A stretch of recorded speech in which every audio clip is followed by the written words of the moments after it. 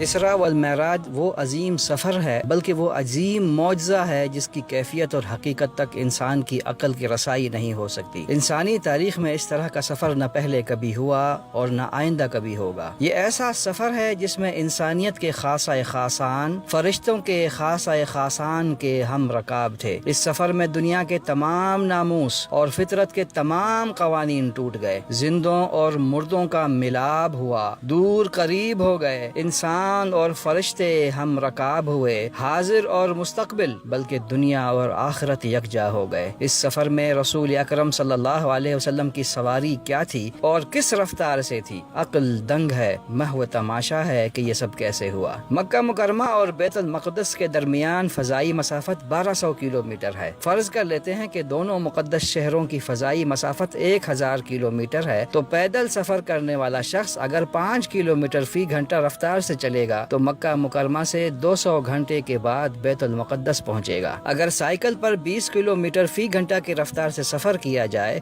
تو 50 گھنٹے لگیں گے۔ اگر گاڑی سے 100 کلومیٹر فی گھنٹہ کی رفتار پر سفر کیا جائے تو 10 گھنٹے لگیں گے۔ اگر بلٹ ٹرین سے سفر کیا جائے جو 300 کلومیٹر فی گھنٹہ کی رفتار سے چلتی ہے تو یہ سفر 3.3 گھنٹے میں طے ہوگا۔ ہوائی جہاز کے ذریعے سفر کیا جائے جس کی رفتار 1000 کلومیٹر فی گھنٹہ ہو تو یہ مسافت 1 گھنٹے میں طے کی جائے گی۔ یہی سفر اگر جنگی طیارے سے کیا جائے تو وہ 1200 کلومیٹر فی گھنٹہ کی رفتار سے صرف 50 منٹ میں بیت المقدس پہنچائے گا۔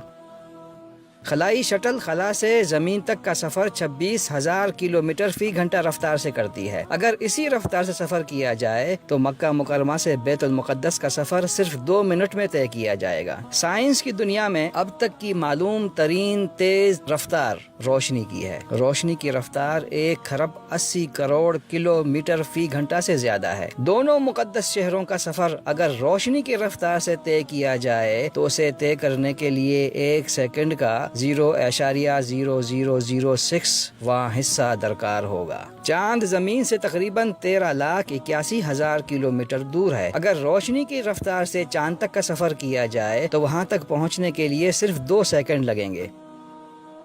اسی رفتار سے اگر سورج تک کا سفر کیا جائے جو زمین سے تقریباً 14,96,00,000 کلومیٹر دور ہے تو وہاں تک پہنچنے کے لیے 8 منٹ لگیں گے۔ کرۂ ارضی سے سب سے دور سیارہ پلوٹو ہے جو 5,90,00,000 کلومیٹر دور ہے۔ وہاں پہنچنے کے لیے ہمیں 3 گھنٹے 28 منٹ لگیں گے۔ اب سوال یہ پیدا ہوتا ہے جس کا جواب سائنس دینے سے قاصر ہے اور انسانی عقل جس پر دنگ ہے، وہ یہ ہے کہ جب سائنس کی دنیا میں معلوم تیز ترین رفتار سے پلوٹو سیارے تک پہنچنے کے لیے 3 گھنٹے 28 منٹ درکار ہیں تو آسمان دنیا تک پہنچنے کے لیے کتنا وقت لگے گا؟ آپ صلی اللہ علیہ وسلم نے مکہ مکرمہ سے بیت المقدس اور وہاں سے آسمان تک اور پھر ایک سے دوسرے اور تیسرے سے چوتھے اور اس طرح سے 7ویں آسمان تک کا سفر کیا اور پھر اسی رات آپ صلی اللہ علیہ وسلم واپس مکہ مکرمہ آ گئے۔ آخر براق کی رفتار کیا تھی؟ یقیناً یہ روشنی کی رفتار سے تیز ہوگی۔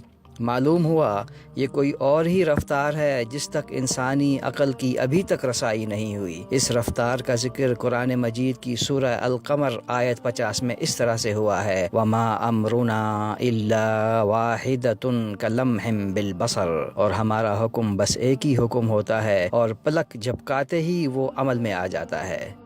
اسراء والمعراج کے سفر پر ایمان ہے، ایمان بالقرآن کا جزو ہے، سو ہم ایمان لائے اپنے رب پر، اپنے نبی کریم پر، قرآن مجید اور اسلام کی حقانیت پر۔